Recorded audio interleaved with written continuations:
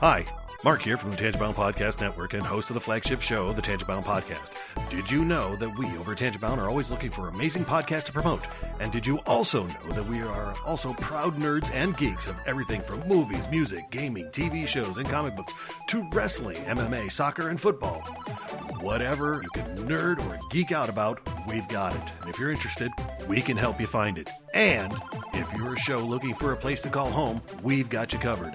Side effects may include upset stomach, dizziness, tumors, shakes, and in some rare cases, death from excessive laughter. Though to be fair, it's only sometimes.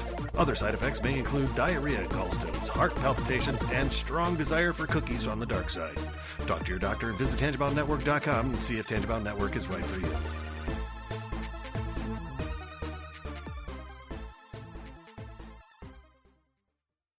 We're not doctors, therapists, trained professionals of any kind, so if you feel you do need help, please reach out and get the help you need. We have a whole list of things on our files page over on Facebook at facebook.com/crazylifepodcast, and or just search on the internet for the suicide prevention hotline number, or go to NAMI.org or whatever resource you can find. But just please reach out for help if you need it. If you feel as though you're going to harm yourself or others, definitely reach out. And try not to be alone. Also, if you feel that way and you realize that you're writing a note or making plans of how you would do, like harm yourself or others, definitely reach out. That's a huge red flag. And lastly, please do not replace the idea of therapy with listening to this show. Again, if you need help, please reach out and get the help that you need, or contact us. We can try to help you find the help that you need.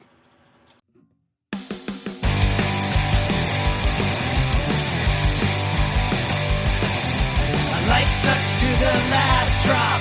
Are you gonna blow your head off? Take good aim and don't forget to duck. Life sucks every Monday and all the way to Sunday, but I wouldn't have it any other way. I don't care how you're doing, what's up or how's it hanging. I'd like to buy this world one last drink. Life sucks all of the time, so stick it up your sunshine, and then you'll see the clouds every day.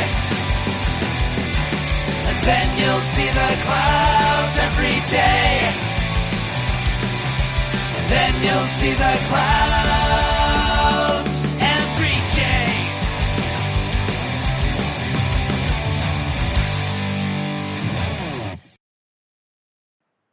Welcome to The Crazy Life, everyone. My name's Jen. I am your hostess for the evening, and with me, as always, we have Brian and Henno, and we have a special guest today. We have Adam joining us.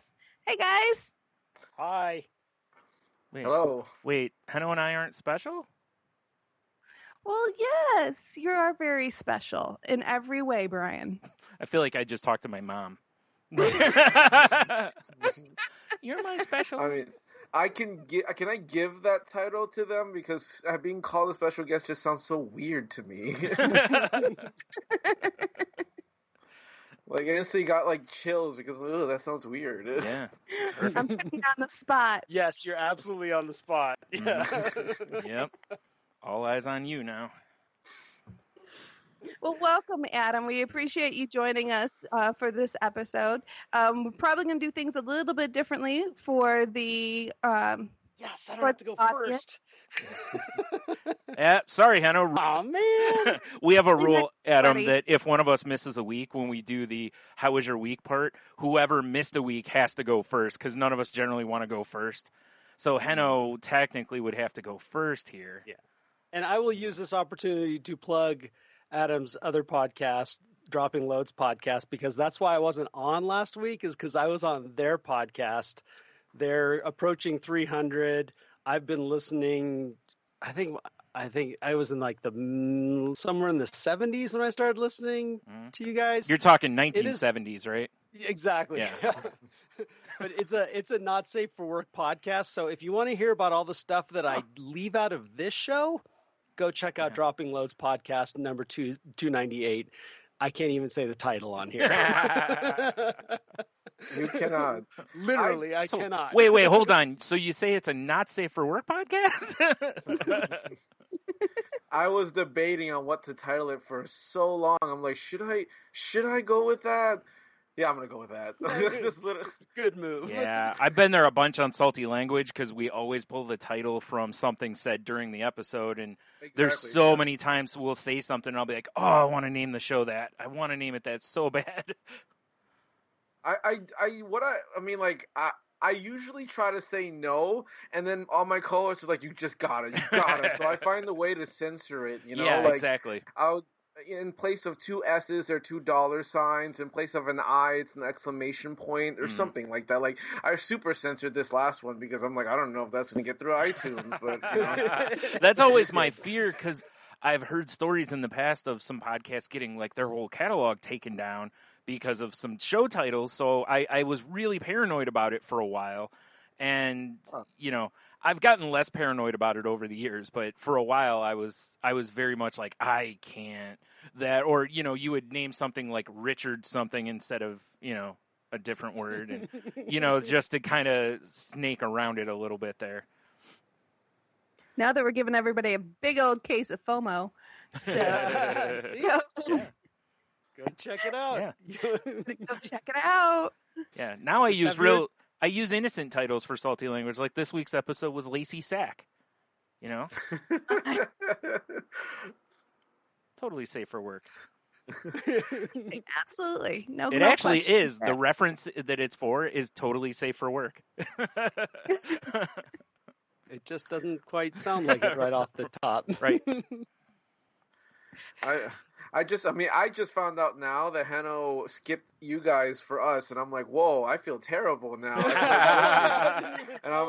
No, he didn't. He just said, oh, that's when we usually record. And I'm just like, oh, I guess they didn't record this week. And then he's mentioning it to me. I'm like, whoa, that's news to me. Yeah. I feel like crap.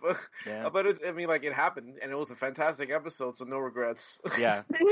No, absolutely. It's one of the nice things. Like the setup we've got with the three of us is nice because it's like if I'm the only one who's been on every episode. So, and that's not because I'm some warrior. There's plenty of times where I've been like, I really don't want to do this. But Hanno and Jen have been like, well, let's move it like a day or two so Brian's streak doesn't get broken. Yeah. So we always maintain the streak. Yeah. We actually even dropped an episode of a few weeks ago where we just blew a whole week off, and it was like, that's no big deal. We're keeping the streak alive. Yeah. So it's just, but then like me and Jen will go ahead, or there's times when Jen's on it, so me and Hanno will just go ahead. And it's, how it is, like with extra hosts, it's nice because you can do that, like Salty Language, it's me and my best friend.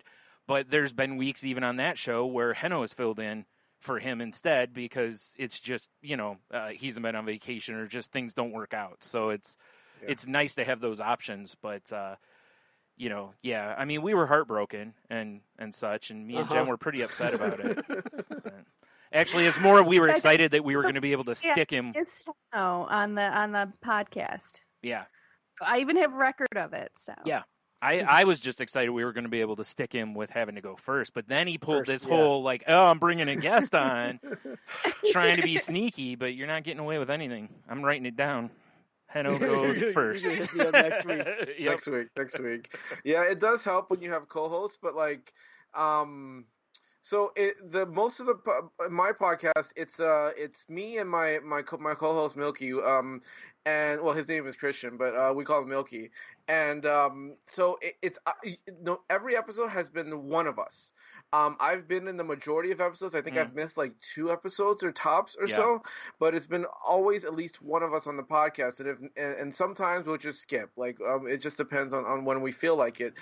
He's been off the podcast multiple times, and usually I soldier on and I do a terrible half-hour, 40-minute episode on my own, and I hate doing it. But sometimes I'm just like, I'll just put out an episode. Why not? It's just one of those things, just to keep something coming out if nobody is available. We did that on Salty Language a couple of times. Like I had some stuff where we just did like silly news stories and we just had them recorded and we hadn't released them and just things weren't working out. So I just did a real quick like intro and then spliced together a bunch of those and dropped that for the week and stuff. But I'm the same as you. Like on Salty Language, I've been on all but 2 or 3 of the 479 now that we've done. And Tony or I are on every episode, but there are a few where he's not on there. And like I said, Heno's filled in, or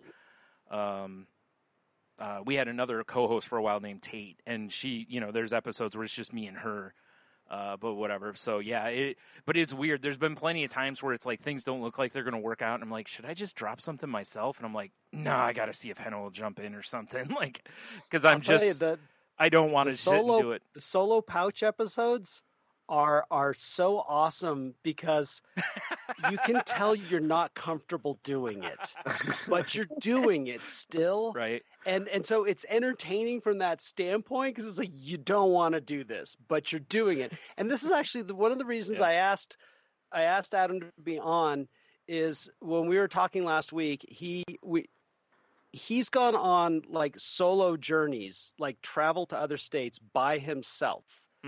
And I just, knowing, I don't know what your story is specifically with mental health. I've heard some things, but right away I was like, whoa, that's a big deal.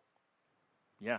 For someone to take this on like that. So that's why I thought, wow, this would be, I want to have you on and talk about how you got from to putting yourself to do something that could be so uncomfortable for just normal people. What do I call it? Neurotypicals. Yeah. And now throw in, those people that have anxiety, blah, blah, blah, to go do something. So, I'm just going to jump right in and say, tell us your story as far as mental health. Okay, let's see. So as far back as I remember, I've always been kind of anxious. I was very neurotic when I was a kid, super neurotic, and it didn't become full-blown anxiety until like much later. But I was always neurotic, and then of course middle school hits and puberty hits, and then depression kind of hits. You get hit with low self-esteem. Yep. That's kind of like most people, right? I'm not wrong there, right? No, you're right on my story right now. So yep. Yeah. Yep. So like you just kind of like you just hit puberty, you become super self-conscious, and your confidence just drops considerably, and then you start noticing that everybody is like just bluntly put better than you, I guess, at a certain point. And then that just kind of continued through high school, and then I became a lot more emotionally aware in high school, and then whoa. It sounded like a rooster. Hey, hi hole. I'm gonna have to shut the mic off.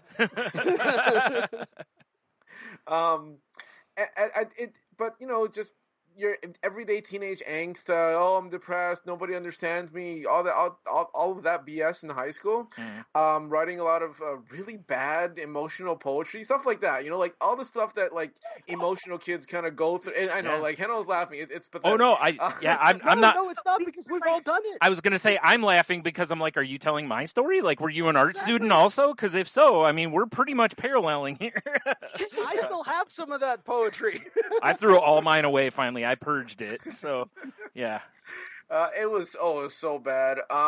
That, and then like growing senior, junior year, I got a little bit better, less depressed, started making friends that couple I still talk to today, so that's cool. And it wasn't until college when things started changing quite a bit. Let's see here. College was a weird time for me because like I was both at my most emotional healthy and then not. Because like I had a period where I was in I'm come from Miami, and born and raised in Miami. I went to university in Miami for my first 2 years, and I was just I intentionally isolated myself, didn't want to make any friends, just focused hardcore on studying, and I was fine. Didn't feel the slightest bit of I didn't have any episodes of depression, not really. And then like I transferred over to Florida International University, and I met this girl, which is pretty much the start of every story, right?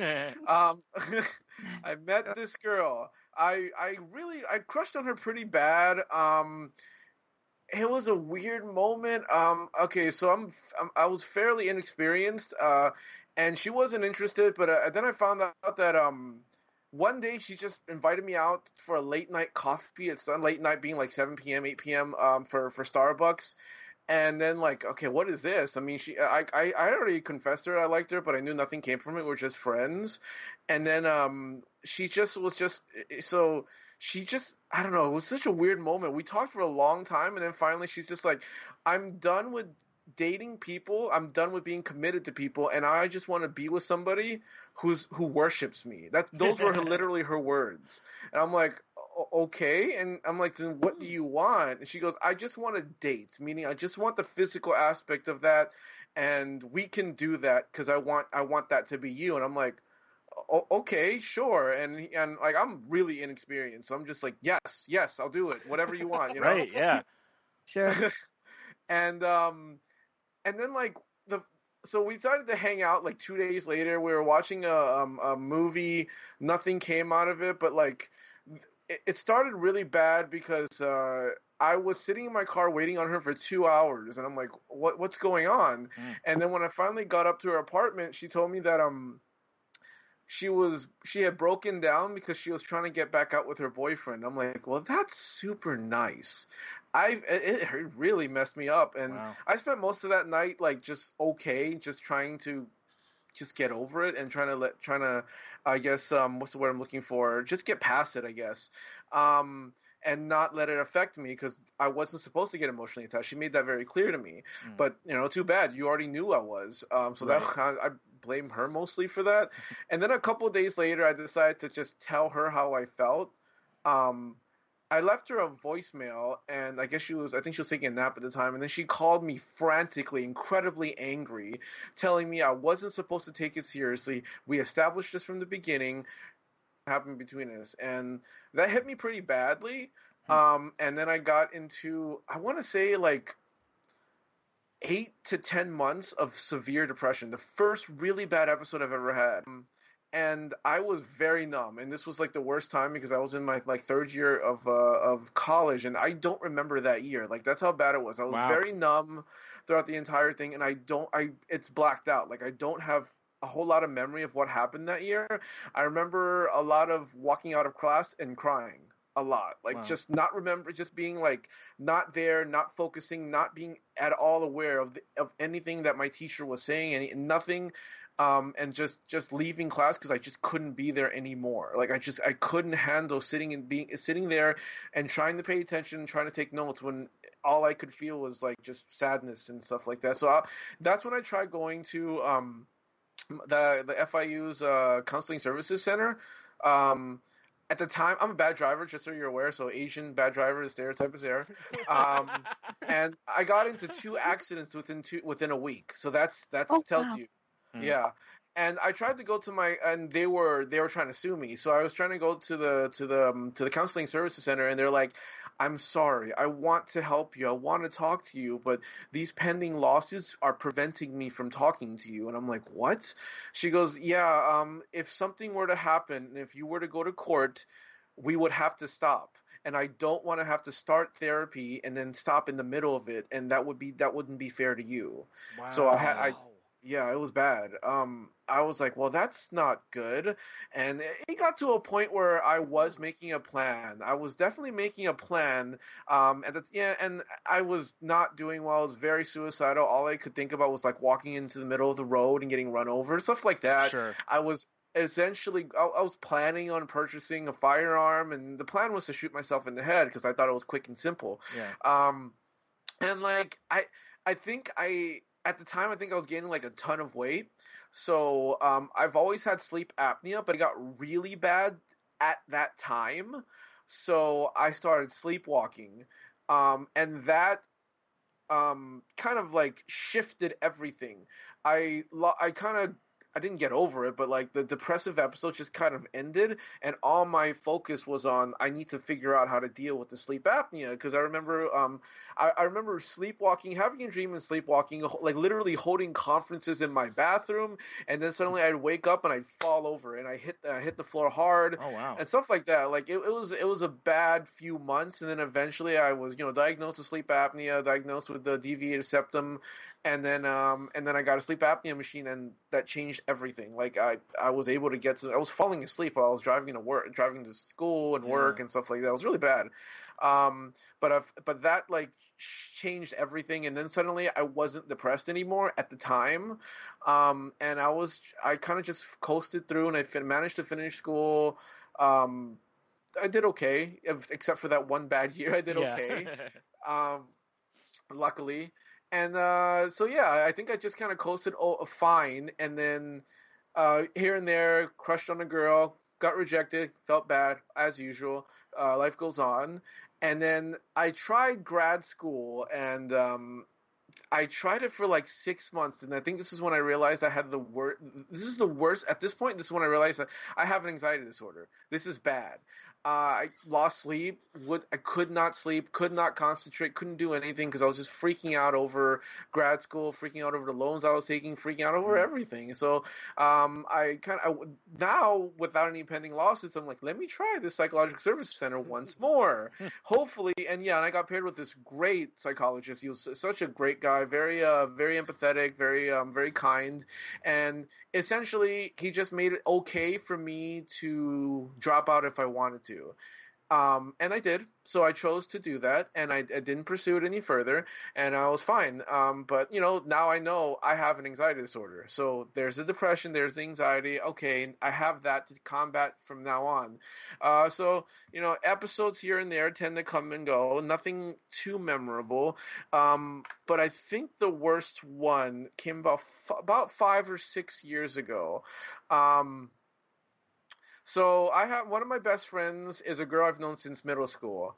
Fell in love with her right away. I'm that type of romantic, like, I fall in love with this girl right away, stuff like that. Like, so I've been into her since middle school. I've told her multiple times. She's always shut me down. It's fine. We're friends. And then one day she goes, I think I want to try something with you. And I'm like, what? Wait, where did this come from? and I'm like, why now? I'm curious. Oh, okay. So begins this weird kind of like semi-romantic pseudo relationship thing between us. It never went very far, but enough for me to dive into love. Like I was just like, I ran into it because I was just like, I've been into this girl for so long. I'm just gonna feel these feelings for the first time because she's allowing me to. And then one day she goes, because we were never committed, we were never exclusive. She wanted me to ask, but that's for later in the story. We were never exclusive, and then one day she's like, Adam, there's another guy, and he asked me to be his girlfriend, and I want to be his girlfriend. And oh wow, there's my first really, really bad breakdown. Hurt myself, fell onto the floor, cried a lot, took a cane and beat my head in it, bashed my head into the wall a couple of times. It was really silly. But I had to. I like to own up to something that's weak. I like to own up to things like that because I don't like it to control me. And that's when I'm just like, I need to see a regular mental health professional now because for me to react this way, this is a problem. So I called but with my insurance, I needed a referral. Right. So I had to call my primary care physician, and they're like, well, you need to see the doctor first. We don't have any appointments for another few days. And I'm just like, okay, well, I know what the magic phrase is. I'm like, I need a mental health referral. And they're like, oh, okay. And they hung up, called me back 2 hours later. You can come in in an hour. I'm like, oh, okay, good. That's what I wanted. So I spoke with her, and I managed to find the therapist that I've been seeing ever since. She's amazing. I love her. Awesome. So that started the road to recovery. I really resented her for so long. I couldn't really be her friend for a long, long time. think it was like 3 or 4 years where we were just like not good for a while because it was hard. It was really hard to get over her, like super hard. And in it, like, it was just a lot of course, at first it was like mourning a possible relationship, grieving, really, really angry with myself, being feeling very guilty, thinking that I messed up, thinking that I could deserve someone like her, stuff like that, like just really bad, depressive, negative thinking. And then like I just start, but after maybe a year or so, I'm like, you know what? She's not at fault. She never made it clear what her intentions were. She's very old-fashioned, so she goes, "I'm a girl. You have to ask me." And I'm like, "Well, and I kept thinking, like, who's the more experienced one here? You should have told me what you wanted." But whatever. That's beside the point. Maybe 3-4 years, and we're finally good enough to be really good friends now. It took a long time for me to just like recover from that, but you know, ever since then, like, it's just dealing with various episodes of depression and anxiety. Sometimes I get hit every so often. Sometimes I don't. It's very cyclical for me. Sometimes I'm, for the most part, I have good months where I'm just kind of stable, and then something will trigger it, of course, and I just get into a really bad place, probably for about a few weeks, maybe up to a month. And in that time period, just like Hannah was talking about, like, I would do things in order to, like, various little things that at least I considered little at the time, to, you know, like, help with my mental health. And one of those things was I started noticing that I rely a lot on my friends for company. I'm not very close to my family, so I relied on my close friends for company and support and stuff like that. So it's usually, oh, can I go to your house? Can we hang out? Can we do something? So it's a lot of over dependence on them just to make me feel better. But then at a certain point, I started seeing that there's a lot of things that I want to go to, many events that I just want to attend. Or see a movie or just do anything, and they'd be unavailable because, you know, they're adults, they have lives they have to tend to, they work, they have various things they have to do. And I started realizing, like, I can't depend on that anymore. I'm constantly missing out on all these things I want to experience because I don't have somebody to accompany me. So one day I was just like, I'm just gonna do it. I'm just gonna go by myself because I think I'm gonna regret if I don't go by myself. I think the first thing I did was I think it was like a screening of one of the Batman movies or something like that, and they had like a replica of the Batmobile or something like that. Like some famous car was out in the parking lot that was a replica of what was in the movie, and I enjoyed it. I thought it was fun. But the biggest thing that I mentioned on Dropping Loads, the first real big step I took was going to San Diego Comic-Con. I'm a writer for a website called Dark Knight News. A big Batman fan, so I write for this website called Dark Knight News, and it was our first year. We finally got invited and approved and invited to go to San Diego Comic-Con. And, you know, everybody knows those tickets are incredibly difficult to attain. So there's no one that's going to go with me to San Diego and then not go to Comic-Con. So I had to go by myself. So I'm just like, okay, so this is a thing. I'm not going to miss out on Comic-Con if I don't have anyone to go with. So, okay, let's try it. So first time I've ever traveled by myself. Thoroughly enjoyed it. Sorry, if I can interrupt you real quick. That's amazing that the first time you traveled by yourself. Were you living in Florida at the time and you went all the way to California? Yeah. That's a heck of a trip. Yeah. Sorry, go ahead. That's fine. It was fine. I mean, like, thankfully, I think because it had a connecting flight, I think in Nevada or Texas, something like that. And like on one trip, it was like empty, and I was like, oh, I get to spread out on all 3 chairs in this row. It was amazing. That was great. So yeah, like it was a pretty great experience. Because I've traveled with friends before, and it's the first time I've ever traveled by myself. So it was fun being able to make all the decisions by myself.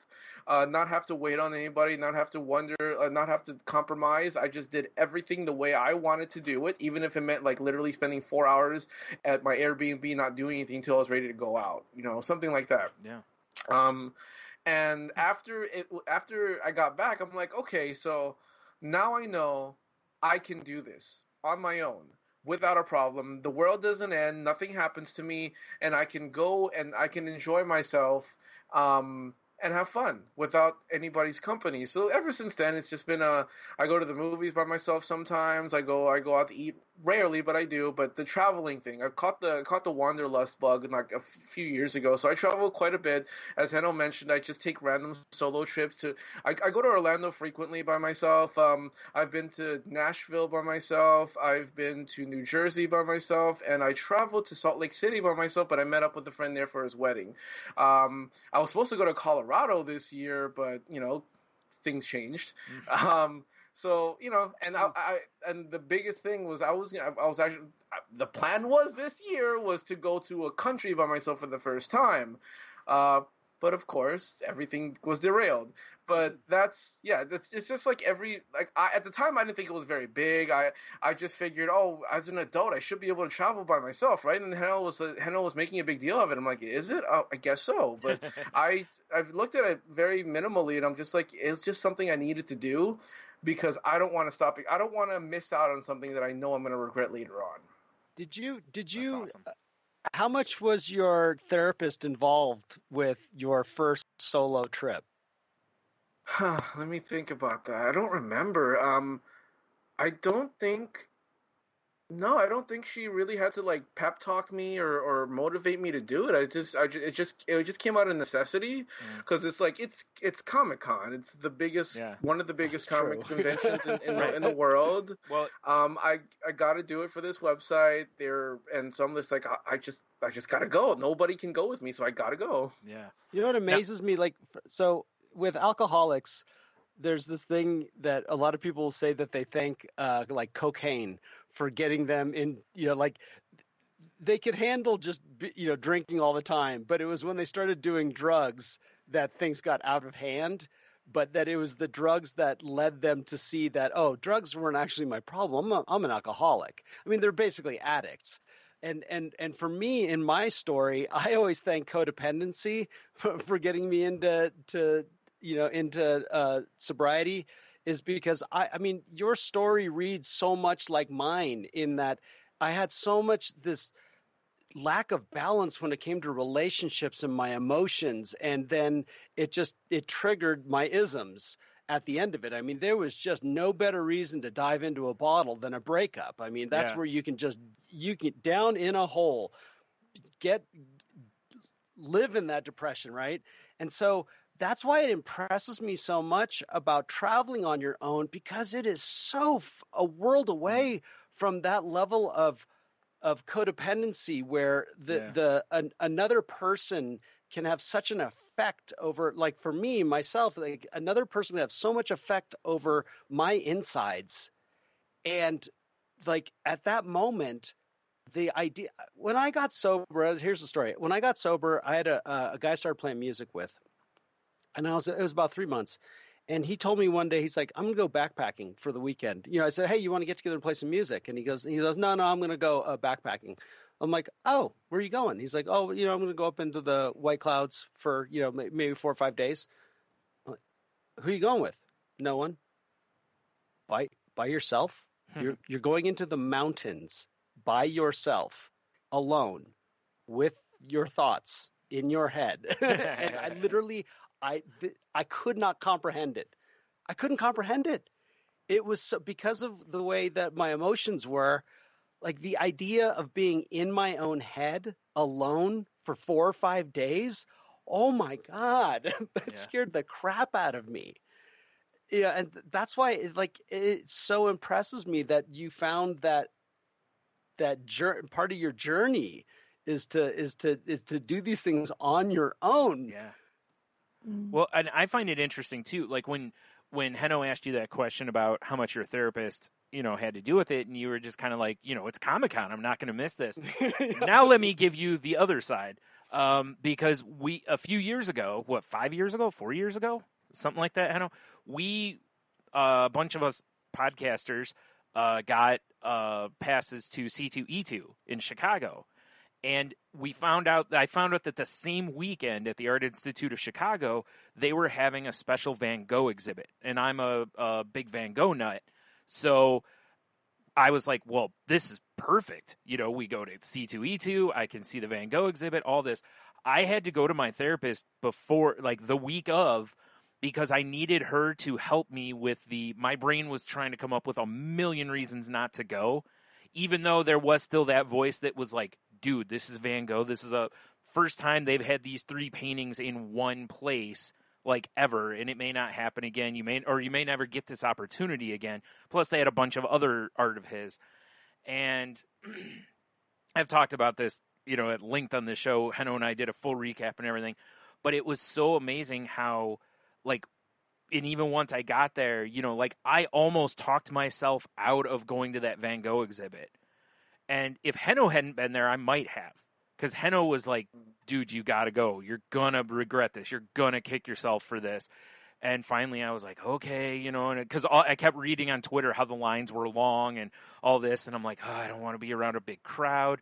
And of course there was a massive crowd there. But again, Henno helped, because Henno was just like, hey, let's just walk right all the way up to the paintings, basically. Instead of staying back in the crowd, he basically, I just followed him and he just went right up to the ropes. So, I mean, if it wasn't for the, getting tackled by the sneaky security that was everywhere, I literally could have reached out and touched the paintings. That's how close we were. So looking back, it's like, man, I can't imagine. I would be kicking myself so hard if I didn't go to that. So it's interesting, like just that switch can be one way or the other, and it can make such a big difference, in how you react to something. Because I could see where somebody just as easily could have taken your situation and gone, man, I'm not going to fly all the way to California by myself and go to this giant, the biggest convention, and all this. So it is something. And I have a habit of minimizing like every victory I have against mental health, or illness. So, it is a big deal to do that stuff. And it's funny because, I'm terrible at accepting compliments and all that stuff. So when someone tells me that, I'm just like, whatever, that was, and I'm sure Jen and Henno are both laughing because they've both been, ones who are like, no, don't minimize this. And I'm like, it's no big deal. So I'm glad you did that stuff. It's awesome that in the times that you had roadblocks, like even with your going to see a professional, you didn't stop there. Like you still later on were like, hey, I need to do this. Like I need to, I need this help. So kudos to you for that. And it's also a really good thing for people to understand that sometimes you do run up against roadblocks and it sucks, but keep trying as long as you can and stuff, and hopefully you'll luck into or not luck into, but you'll find someone who can actually help you. That story about the lawsuit and them not taking you, that's horrible. Oh, it's so bad. Yeah, that is horrible. Like that's crushing, and especially if you follow through on a plan. Yeah. Holy wow. So did you ever use like a hotline or anything? Oh, yeah, I did, actually. Okay. I meant to say that because I know you guys promote the Suicide Hotline Prevention Program, a prevention line. So during that period, I think I don't remember calling them or chatting them with them too much. But after the breakdown, yes, I relied on them heavily. Because they have a chat feature, so I was chatting with them a lot. And surprisingly, those chat agents are volunteers, I guess. They are very, very they're actually very comforting. They're empathetic and they're very comforting. They listen to what's going on. They don't minimize any feeling you have. They validate everything you feel, and they just listen. They don't try to solve anything. Yeah. There's no attempt to tell you what you should or shouldn't do or suggest anything.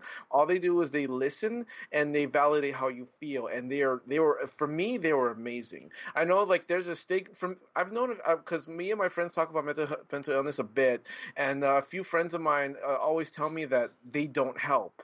That's when it's a bad stigma apparently that whenever anybody's feeling terrible, they just kind of slap they just kind of slap the National Suicide Prevention Hotline as like a patch to fix your problem because they don't want to deal with it. And apparently they have a reputation of being uncaring. So I'm like, that's not my experience at all. My experience was wonderful. Aside from one really bad phone call, the chat volunteers were amazing. So I mean, like, they were explaining to me that it's a thing. It's a known thing that, like, in many circles, in many communities, they are not helpful. And I'm like, really? Well, I mean, in my experience, they've been fantastic. Just in case you guys listen to this podcast, in my experience, I've really, really relied on them, and I don't think I'd be alive if it wasn't for them. Well, that's awesome that you had good experiences. I did too. I've used it. I haven't used it a lot, but I've used it a few times. The chat one or the text one or whatever, because I hate phone calls. So I did use the chat or the text one a few times, and it was all good for me too. I wonder if it ends up being kind of like.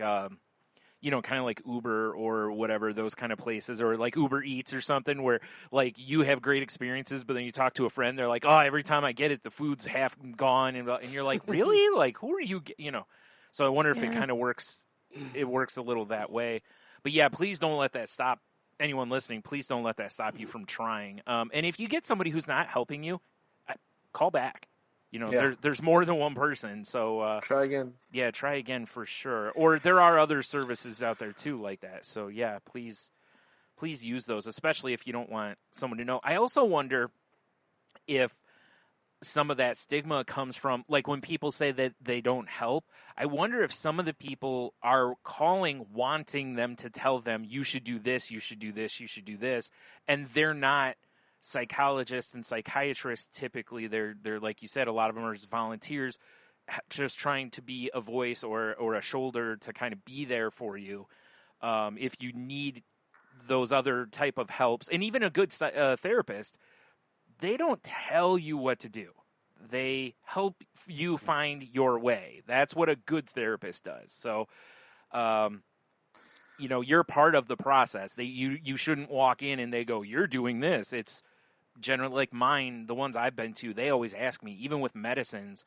I talked to my therapist the last time, or my psychiatrist the last time, and I was telling her about one of the medicines, and she was like, well, do you want me to increase it? And I'm like, I don't know. What do you think? And she's like, well, you tell me how you feel, and then it's very much like us throwing a ball back and forth. Like, no, you tell me. No, you tell me. No, But that's how it's supposed to be, So like I said, if you're looking for answers, advice, those kind of things, you may need, that's where maybe look more toward therapy, because even though they won't give you answers, they can kind of help give you tools to find those answers on your own. Whereas a lot of these services are, like I said, they're just trying to help you so that you don't follow through on your plans and stuff like that, or whatever. But I've had good experiences too, so I'm glad you did, and I'm glad you're still around, and I'm glad I did, and I'm still around. And for anyone else, like I said, if you've had a bad experience, please don't let that stop you from trying to help, to get help. I got to make sure I finish that sentence, because given the subject, I want to make sure I'm very clear with to get help. Yeah, don't try the other thing. Don't try the other things. Yeah. Don't try that stuff. Right. I did want to ask, so Adam, have you ever tried medicine, or has it always been therapy-based solutions for you? Okay, so I did. My therapist, the only one I've ever been with long term, she did recommend I take anxiolytics and antidepressants. She thinks she has been suggesting for a long time. I've been totally against it. Mm-hmm. Sorry, what happened? What'd you say? Oh, nothing. It just kind of glitched there. So go ahead.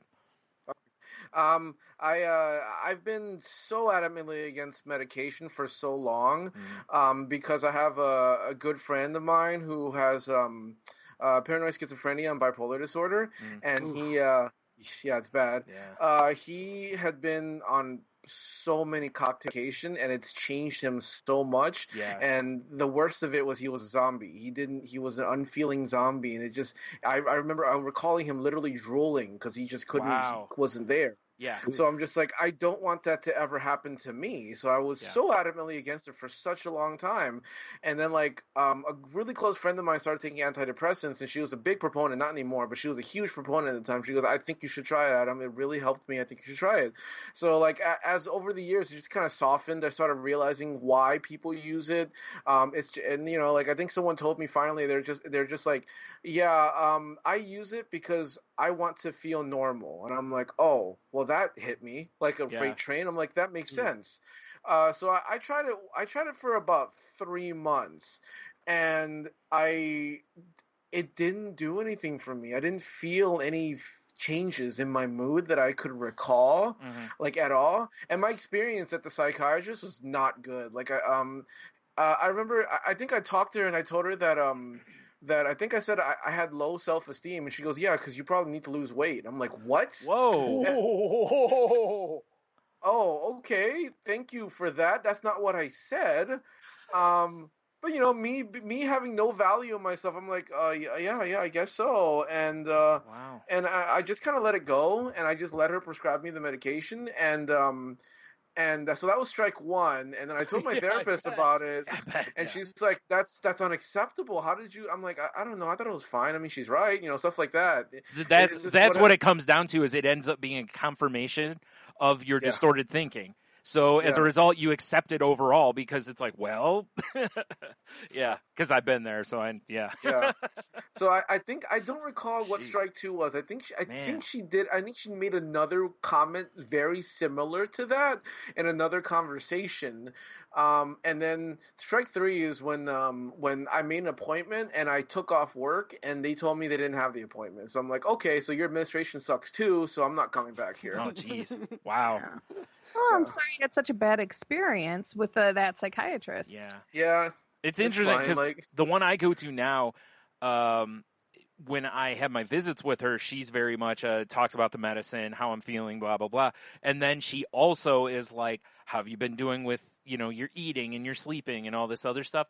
But she's like, I mean, obviously you can see me, like I'm not a thin dude. So she's like, you know, she's like, I am concerned about your weight and it would probably help your depression, blah, blah. You know, she approaches it from a like, hey, maybe you should consider this, not like, yo, fatso, you know, like, right. Like, dang. And it wasn't part of a conversation of I have low self-esteem. Yeah. She suggested it as a healthy solution versus, oh, you have low self-esteem probably because you're bigger. That's probably, I think that's kind of where it traded off from. I'm like, well, that's a little insulting. Yeah. Jeez. And I did get another psychiatrist, and it's weird because like he just kept telling me, I think you're fine. I don't think you need medication. I'm like, oh, okay, that's a different approach. Wow. He just straight up said, I think you're fine. I don't think you need medication. He approached it more therapy-centric versus medication. So he was like, how are you doing? How's everything? He was trying to like make me feel better. He was trying to like promote positive thinking. But then he'll make like snide, because he was very Orthodox Jew. So he'll make little comments here and there about how he thinks that religious people are better people. More than once. At least a few times. I'm like, well, that's weird too. Yeah, right. So like, weird. like I'm not here for you to push an agenda on me. Like, exactly. Like, I got enough on my shoulders. I don't need any more here. It was an awkward conversation because he was encouraging me to try like online dating or using one of the dating apps, and he goes, yeah, my daughter used JDate and it was great for her, and the reason why she used JDate is because there's just a better class of people. And I'm like, wow, whoa, jeez, my goodness. Don't you love that you've got a great therapist? Wow. Like seriously, like my therapist, if I'd experienced anything like that, it took me so long just to go see one to begin with. And if there was some weird comment like that, well, that's the worst part. I'm so lucky. Yeah, that's the worst part is how many people. I mean, your experience here, you know, like how many people are one and done because the first time they walk in, if you experience something like that, I could see so many people be like, well, I'm not doing this again, you know. Jeez. My psychiatrist is, oh my goodness, he's good and I like him well enough, but my general practitioner is actually his wife, and my general doctor, I adore her. I've never been to a doctor as amazing as this woman is. I absolutely love her to death, and she's the one that first diagnosed me with social anxiety disorder. And then as things progressed and she got to know me better and stuff, she really felt that I needed more help. And she actually recommended that I go see her husband. And so I see them both now, and they kind of like tag team my healthcare. But if it hadn't been for her, if I would have just gone to my psychiatrist just out of the blue type of a thing, I don't know if I would have stayed with him as long as I have. It's like together they're like this great team. But he started our first meeting. We were talking, and he's like, okay, there's two different types of psychiatrists. He's like, there's the talky guys, and then there's the drug guys. He's like, I'm more of the drug guy. I'm like, oh, okay, that kind of sets the stage as what we're doing here. And I kind of respected that, because I'm like, all right, he's telling me where we're at, and it's nice because if you're looking for the talky type, he's letting you know straight up, like, I am not the right guy for you. That's awesome that he's not trying to waste your time, So it was one of those situations that took me a little aback at first. I was like, whoa, but okay, I can live with this. And so that's what we kind of work off of, is like, because I'm a talky person. So as I start getting talky, he kind of brings me back over to the... He's just just gently nudging you toward the door as you're... Yeah. You got your prescription. Right. Yeah. Nice to see you again. Bye. He has offered me, recommendations to therapists multiple times, like pretty much every time. He's like, you sure you don't want to talk therapist? I'm like, no, okay. It's not really a suggestion at this point anymore. He's still shoving them in my pocket. Are you sure? Here's all this number. Yeah. Yeah. But, Adam, one thing that I like about your story is you did something that I see a lot of people that struggle with, at least, I obviously deal more with alcoholics and addicts, is the ones that don't ever try to just do it once and see what it's like. And because I see people, it's like, a tragedy happens and they drink, and a tragedy happens and they've been sober for a while and they drink. And I just keep saying, just once, see if you can get through this one time, just to get to the other side and see how you feel. And then maybe you'll do it a second time, and like that whole idea of going off and traveling on your own. It's that same thing where it's like, well, you went for it once. I mean, and if it turned out to be a horrible experience, that's fine. But you made the attempt. Yeah. And I so admire that. It's such a win to just to take the chance. And it turns out like, hey, this was okay. Okay, I'm going to do this again. That's a big deal, because I see so many people, they won't even, they it's not so much that they won't, they just can't. They can't. Like, I'm one of those people. Yeah, I can't. The idea of me getting on a plane and going anywhere, even if it was 10 minutes from here, is terrifying to me. Like, I mean, you don't know this about me, Adam, or not, but I have never had my driver's license because I have a crazy high level of anxiety in cars. And like just being in a car, not just, and the idea of getting behind the wheel, like if I sit behind the wheel, I will just freak out. So it's, even the idea of that is too much for me. So yeah, I could see what Henna was saying there. No, question for you, Adam. Do you go through any sort of like an anxiety cycle before every one of your trips? Not at all. None? Well, that's awesome. No, cool. I've never had anxiety over travel. Like, okay. Not really. The only time I have anxiety is when I know I'm in for a long drive. That's the only thing, and the only reason why I'm anxious about that is because I'm going to be so bored and I'm going to be so tired. That's the only reason. Okay. I'm not afraid of accidents because I've been in so many. That's the reason I'm afraid of them. I mean, once you've had like 2 in a week and like several over the years, you kind of like, yeah. I mean, it just numbs you to it. Yeah, desensitized. See, I went the other way. It made me hyper aware. So. Like my first accident was in high school and it totaled the car. So I'm like totally desensitized to that by now. So no, I don't really have a lot of travel anxiety. Like the first time I was going to drive to Orlando by myself from Miami. It's about a 3.5 hour drive. I'm just like, a boring trip, no one to talk to for 3.5 hours, sitting in the same position, cramped up. I'm going to hate it. You know, and again, just like Heno said, like I tried it once, I'm like, oh, it's not that bad, and I just did it again. You know, I've driven to Orlando like probably about 5 or 6 times by myself. Then definitely Jacksonville once, and then I think Jacksonville once or twice. So there you go. Like it's just that's the only anxiety I feel. It's mostly like excitement, just getting ready, making sure I have everything. I have to travel with CPAP machine, so that's annoying, but I have to do that. I have to make sure it's clear with the airline. Mm-hmm. But no, I don't really have any. So I don't have any travel anxiety. Not really. Well, that's awesome because I'm sure. Yeah, that's awesome. Yeah. Well, cool. How do you travel around? Like, how do you get around other people, like friends and family, basically, and a few times via like Uber or whatever, but. Most of the time, I work my schedule around what people can, like the rides I can get, kind of a thing.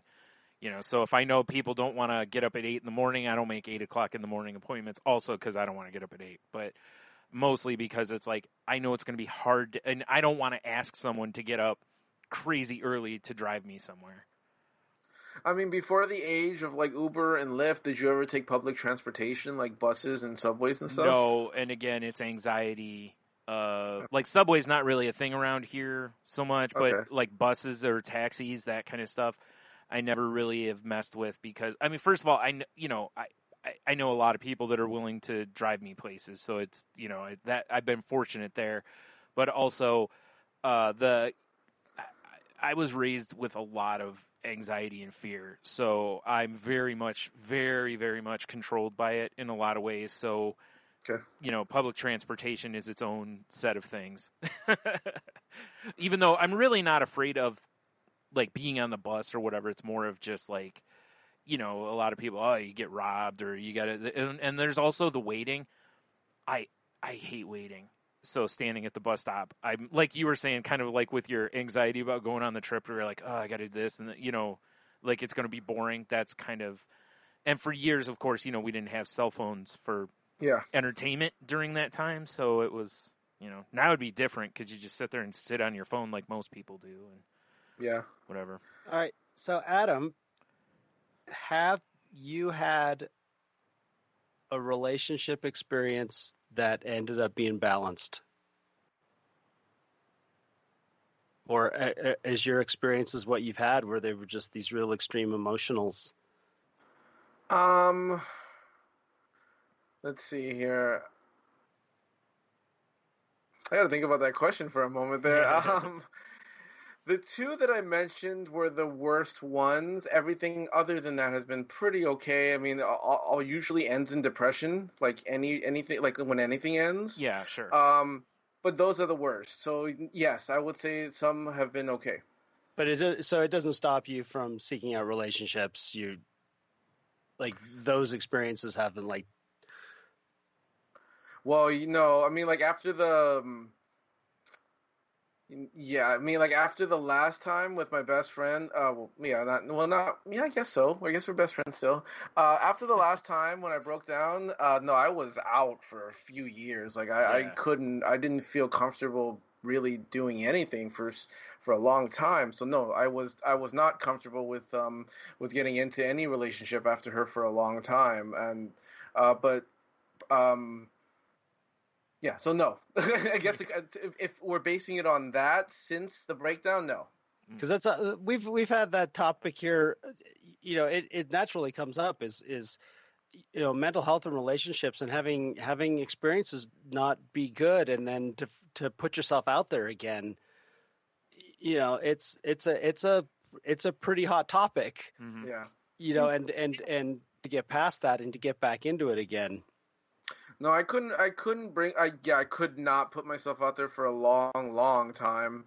I mean, there were moments where I did. Yeah, I did actually. Never mind, I did. There were at least a couple of girls that I tried asking shut down pretty quickly. But see, life goes on.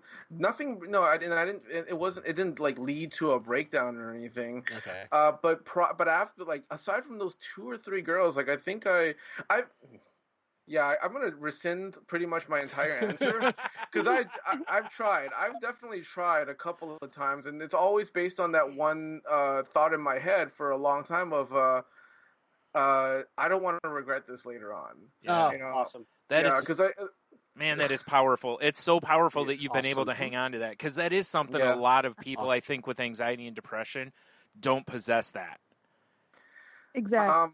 You know, I mean, so I have kind of put myself out there, nothing successful, but like for a long stretch, I was not doing it. I couldn't even like catch feelings for anybody for a long time. But there were a couple of times in the interim, like when it was freshest, I guess, where I'm just like, okay, there are a couple of girls here I kind of like, and I asked, and no interest or nothing, didn't go anywhere. And then I took a big risk one day. Because I used to work in a couple of hotels. One of them, this one gorgeous girl came to the front desk one day, and she was all alone, traveling by herself. And she was Bulgarian, like straight up, like never been to Miami before. She's been living in Maryland for a few months for this program where she was a lifeguard. I'm just like, wow, I don't want to regret this. She's stunning. And she seems like an incredibly nice person. So I'm like, I can't not. And so I did. I put myself out there. I'm just like, if you want to ever go to South Beach, I'll take you if you want. And obviously it's scary because you're by yourself in a foreign land, and this random dude just asks you out. Of course, it's just like, yeah. I promise it won't be in a sketchy van or an alley. Yeah, right? It was very strange, and I applaud her for being courageous because, like, I wouldn't have said yes if I was in her position. But like she's just yeah. She thought about it for a long time. She goes, I'll take you up on that offer. And we went out. But then I found out she had a boyfriend. So I'm like, oh, that sucks. But hey, you went for it. Yeah, exactly. I did go for it. But we still had fun. And I think she enjoyed herself. So at least I gave her a good time. And then I think I dropped her off at the airport too, just because. See, you need to find. She didn't even ask you to. You just were like, "Get out of here." You got a boyfriend. Leave the country. That loves the travel bug just like you do. Yeah, and that'll be it. Yeah, it's gonna be this perfect match. Somebody else has been traveling on their own, and they're just ready to do it with somebody else, and boom, there's Adam. Yeah, just wrote his dating bio. It's like, single person traveling on their own, looking for someone to travel. Yeah. There you go. That's what's great. You have that. Traveling on your own's fine. Yeah. Yeah. That having some sort of an outlet or a passion is so important. It really is for any sort of recovery. Is if there's a reason why there's a reason I got into my holes is because there was a hole. And I was trying to fill it with something, and I didn't have anything to, I didn't know, I didn't have balance in my life. And then when I found something that I could, be passionate about or feel like I have a purpose or something, it was like, okay, wow, I don't have to feel like this anymore. And it helped me get out of like you're talking about those cycles. That's what I was tired of being in a cycle all the time. Yeah. I just wanted to feel like some consistency, and it's why I can so relate to everything you talked about, because it's so familiar to me. Yeah. And having that passion is just huge. Yeah, I agree. Unfortunately, COVID fucks with it, but yeah, unfortunately, yeah. Well, I guess let's turn that into how is that? Like, are you just like, hey, life happens and you just moving on with that kind of a thing? Like, I can't travel, so no reason to worry about it, or has it affected you or depression in any way for you?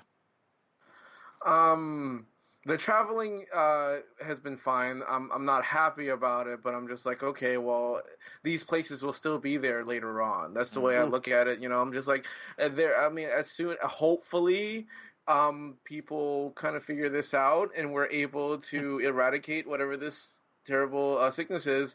Yeah. The gates will open and I can go again. But like, So yeah, I haven't really, that hasn't affected me. But when we first went into quarantine, like I said, there's a strong dependency on my friends for company. So like first going to quarantine, I was insane for like 3 or like a month almost. Yeah. And I'm just like, because like it's so much of my sanity was based around just being able to go out, sometimes with friends, sometimes not with friends, you know. Like I always find myself just like somewhere out on the weekend at some point, maybe grabbing lunch, maybe catching a movie, maybe just walking to a comic book store, anything just to be out of the house and just be out and about. And once that was taken away from me, it was super tough, like really, really hard to just adjust to that. I wouldn't say it like brought on any depression per se. I don't think there were any episodes to speak of. It was just a lot of like, I need to figure out a way to handle this for the next few months, you know, like, and I just kind of got addicted to a video game, and that's how I handled it. Listen, I understand. Yep. I can relate. Yep. I'm not a go out a lot kind of person, but that was the part of this that really bothered me as well, was the fact that it was like, well, if I want to go somewhere, we're not supposed to, or we're not allowed for a certain amount, you know, and it was like, and that was what was driving me crazy. And it's funny because it's like, you know, I only leave the house a couple times a week basically, but it was like, still, you can't take that away from me, you know, type of a feeling. So yeah, I did the same thing. I just threw myself into video games. Yeah. But I did have a bout of depression, mostly because another girl that I was a first crush in a very, very long time. It's been the dry spell, not catching feelings for anybody, just feeling just almost asexual, like to a point. Yeah. No, aromantic rather, to a point. And like just not feeling it, just not interested in anybody. But then I started my new job in like December 2018, and there was this girl that was like sitting next to me because she just works like physically close to me, and I fell quickly. She was so great, like in so many ways, like a fantastic conversationalist, just a wonderful person to talk to, a pleasure to speak with, and she's gorgeous. And I'm just like, okay, I'm falling for this girl, but like I can't say anything because we work so closely together, and if she's not interested, it's gonna be weird. So I'm just like, okay, let me just handle these feelings right now. Because I'm so used to it. I know how to do it by now. I'm a pro at it right now. So I'm just like, okay. And then like, she was unfortunately with COVID and our company doing as bad as it was, she was laid off. And like, that was heartbreaking because we were actually kind of close, and I was really, really sad to see her go. And then, it was just like, I wanted to be friends with her. And then she offered to hang out prior to her moving to wherever she is now. I don't know where she is. And she kept flaking on me, and then eventually she moved, and that really, really bugged me. So I had a small bout, probably lasting about 2 weeks, and that's when I kind of reshaped my entire routine just for my own mental health. Like, because usually my routine was work, eat like a pig, eat like crap, fried stuff all the time. Right. And after I'm done working, I'll just sit in front of this game for about 4 hours before I go to bed. It was a terrible routine. So like, I was just like, I can't do this anymore. This is not conducive to a mentally healthy lifestyle. I need to get over this girl. So let me just change everything up. Spoke with my therapist. She motivated me. So, you know, I got back on a diet, started walking, because I have a bad knee, so I only walk every day, and I stopped playing the game for the most part. And usually every night I try to either watch a movie or read a comic book or something, just something different, just so I'm not wasting away in front of this TV. And you know, after about 2 weeks of doing that, I'm still a little bitter, but I'm over her for the most part. Like, sure. I mean, obviously she's not obligated to hang out with me at all. Right. Like, I don't hold that against her. It just affected me, and I just have to find a way to get over it. Yeah. I love that you take action. Yeah. I try to, at least. But I love this. That's why I keep hearing it's like, okay, it blows me away. I mean, you're young. You have this thing that I had no idea about. I had no idea of like, oh, I'm not in the right, you know what? I'm in the wrong place right now. What action can I take to change this? No, I just drank. you know, like hopefully that was going to change anything. It didn't, you know, and that's why thank you for coming on, because it's just such a great reminder of that just sometimes a simple action, like you just said, I'm going to change up my routine. That's huge. I love that. Yeah. I do too. Like I said, I love how you keep shooting your shot, no matter what it is, whether it's at women, travel, whatever. You know, like I love that you just are like, hey, I need to do this, and you do it, because, like I said, I'm very envious, because like Henno was just saying, it's like I'm sitting here going, man, I wish I had. You know, I told him a story a long time ago. A friend of mine, I used to watch him go talk to women all the time. Like he'd talk to any woman, and I'm like, how do you do that? And he goes, I don't know, I just do it. And he's like, how do you not, basically? And I'm like, well, you know, like, I just can't fathom doing that. And he was just like, yeah, you get turned down sometimes, but oh, well, there's more, you know, kind of a thing. And I'm just like, but I'd have to process it. I got to deal with the depression part. And he goes, all right, kind of like, I don't have any of that. And I was like, that was one of those first times I think in my brain, it kind of was like, hey, there might be depression here, you know, but, you know, so I'm glad that you do that. And like Henno said, thanks for coming on, because this has been awesome to. Oh, thanks for having me. Well, appreciate it. I appreciate having someone that has your perspective on, because you don't get that enough. You know, when people talk about depression or whatever, they tend to hype it, or not hype it, but really talk more about the sadness, not doing anything, blah, blah. So it's nice to also go, hey, you know, just because you have this doesn't mean you can't do anything. I mean, well, to be fair, I am hyping myself up a little bit, because there are several moments throughout where I'm just like, I'm depressed, and I'm just going to sit here and not do anything and just wallow in it. Of course, like everybody has their moments, and I'm just mentioning the most important parts where I did something. But no, there were lots of times I just kind of sat and stewed in the depression a lot. Like, obvious, like, you know, I lost one of my best friends back in 2018, and that was 6 months gone, because I was just grieving hardcore. But you know, I forgive myself for that. Everybody needs to grieve. Yep. We actually all just went through that a few months ago. One of our really close friends died unexpectedly, so I feel you on that one. Yeah. So but like, you know, there are a lot of times where I'm just, I have 2 weeks where I just kind of isolate myself, and I disappear, and I just let myself be depressed for a while. But this time it's just different. This time, I don't know why, I just decided to take action. So I guess I don't notice it at the time, because when you have low self-esteem, you don't think about the big steps that you take. You minimize everything. So like, I don't notice it at the time, but I guess I make big steps, and sometimes I don't want to feel depressed, so I do something about it, and sometimes I just let it go, and I just allow myself to feel it. You're gonna have bad days, you're gonna have good days. It's awesome if you can take action, but it's also okay if you can't. Yes, absolutely. I guess is what I'm trying to say. Yeah, that's so true, because that is absolutely it. Because you are, like you said, you're gonna have times where it's just like, it took me so long to realize that it's okay to have a bad day, you know, or a bad week, or what. And by a bad week, I mean like a depression kind of situation, you know. And once I started giving myself that room, it made such a difference, because I wasn't beating myself up and whatever. And you know, even though, like you said, there's days that you stew and stuff and everything, you're still, even though you minimize, because again, I do the same thing, because low self-esteem, you also are very much coming on here and you're celebrating your wins. That's not something, if I were on another podcast, I bet you wouldn't hear that same narrative out of me.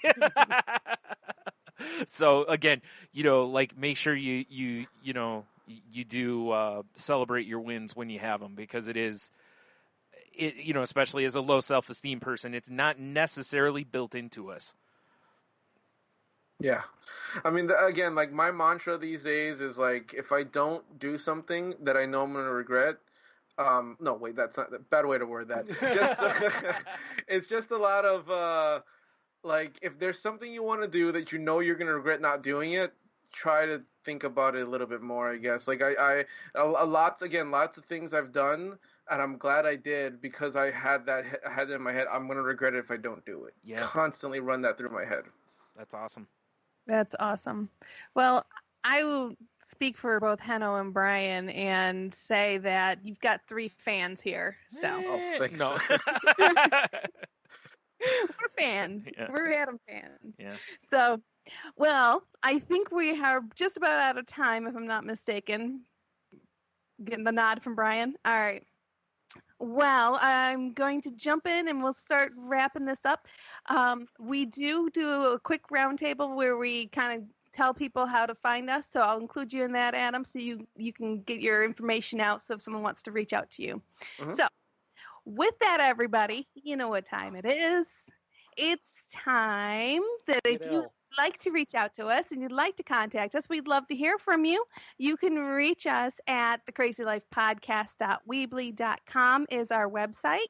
You can also reach us at thecrazylifepodcast@outlook.com, our email address. And if you'd like to reach me direct, please reach out to me. You can reach me on Twitter at Jen's Crazy Life. That's Jen with a G. And also, if you'd like to hear more from me, you can hear me on Shake the Sheets. It's my other podcast I do with my co-host, Nate. And we talk about pop culture and a bunch of fun stuff there. And I'll throw it over to you, Adam. So, Adam, how can they reach you? You can find me on my other podcast, Dropping Loads. You can find it anywhere podcasts are currently. Our website is droppingloads.com. You can find us on Facebook at Dropping Loads Productions. We're on Twitter at Dropping Loads PC, and we're also on Instagram at Dropping Loads. And if you want to read any of my my writing about Batman, if you like Batman, you can find it at darkknightnews.com under my real name, Adam. I think I'm the only Adam there, so I should be fine. No, I'm not. Adam P. That's where you should find me. Adam P. It gets a very long last name, so you'll find it. Yeah, that's it. That's where you can find me. Awesome. And Hannah, how could they reach you? I was just thinking, Brian, enthusiast episode. I don't know. On the Batman. Yeah. Oh, yeah. Yeah, be a good enthusiast episode. Could be. You can find me on Twitter at IdaHeno. You can find me on Facebook, Heno Heiter, and on Facebook Messenger if you want to ever talk to me. And it has happened. I actually had somebody reach out to me and talk about alcoholism. Oh, that's awesome! Which was really awesome. Yeah, it was, and it was somebody that I knew that I had no idea that was struggling, and they reached out to me, and I was like, yes, this is why I'm open about this stuff. Yep. It was so great because you never know. And then my other podcast, Moving the Needle podcast, we just released our verses of it was Starship Troopers versus RoboCop. And that just came out this week.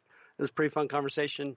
And so if you're into either of those movies, check out our podcast. Nice. And really quick before I give myself, which episode did you say you were on of Dropping Loads, Heno? Is it 298? Yeah, 298 just came out. All right, cool. I will try to put the link in the show notes. I'm sure I'll be able to find it. So you can find me on Twitter at Stunami. You can find my other podcast at salty_language or at saltylanguage.com. That show is also not safe for work, so, please be careful when you're listening to it. It's me and my best friend just yammering about whatever catches our attention in life. So, please go check it out. If you need help, please reach out. And please, check on your friends. Make sure everybody's doing okay if you can. And if you're not doing okay, make sure you let other people know you're not doing okay, too, if you can. Again, there's all sorts of resources out there. Even if you do have bad experiences, there are others out there. So, please don't give up. Just please keep trying. And what am I forgetting? I'm forgetting something. Oh, we're part of the Tangentbound Network, which can be found at tangentboundnetwork.com. You can also find us on Facebook at facebook.com/group/crazylifepodcast. And, and then, of course, if whenever you get a chance, please be kind to others. Show kindness out into the world, and don't be a jerk. And register to vote. Yes, please register to vote. Or vote, because actually we're at the point now. Probably registration's a little iffy. We're about the deadline for everybody. So yeah. Let your voice be heard, and. In the words of the great fish Dory, just keep swimming and wiggle your toes. Have a good one, everyone.